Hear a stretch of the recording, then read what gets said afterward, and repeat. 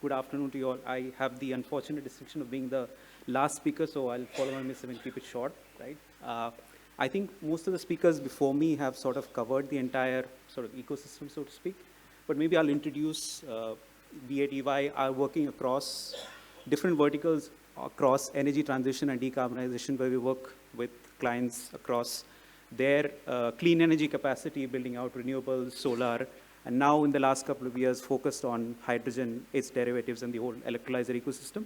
We also work on the demand side of things, where we focus on companies who have decarbonization goals, and that leads to net zero initiatives, right?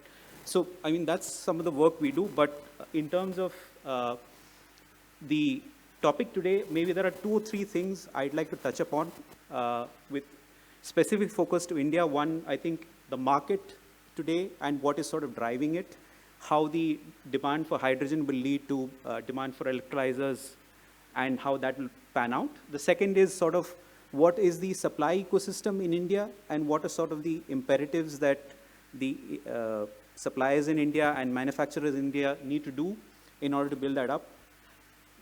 In terms of the technology readiness, I think most of the speakers before me have already touched upon it. We have AEM and SOEC coming up, but alkaline and PEM are sort of the mainstay today.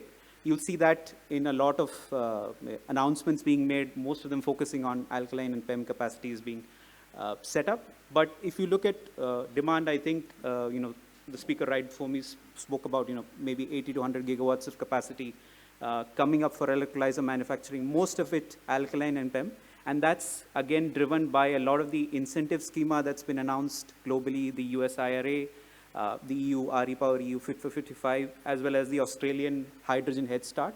There's a lot of incentives that are being announced, and that is driving green hydrogen sort of projects. Unfortunately, not a lot of them have reached FID, and therefore, electrolyzer manufacturers globally are also sort of pushing back some of their expansion plans. But what that opens up is an opportunity for Indian manufacturers to sort of step up and bring up the game, right? So you have a lot of partnerships, that are being set up. L&T, McPhee, John Cockrell, and Greenco and the like.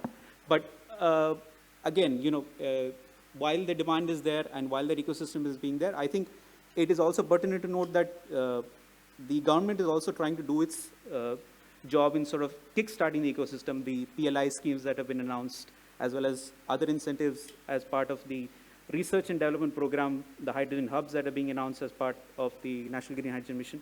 All of these are sort of driving towards that, right? So, we're all very hopeful and we're all very enthused about this developing, and we hope that, we can see by 2030 or so a very strong hydrogen ecosystem developing in India.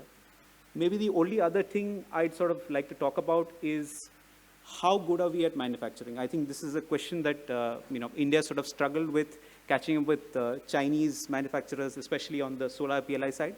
But looking at, say, 2030 or so, when you look at stack manufacturing efficiency, if not in the first quartile, at least in the top 5 manufacturers of the world, you see India landing up, right? Because we have sort of the development ecosystem already being built out.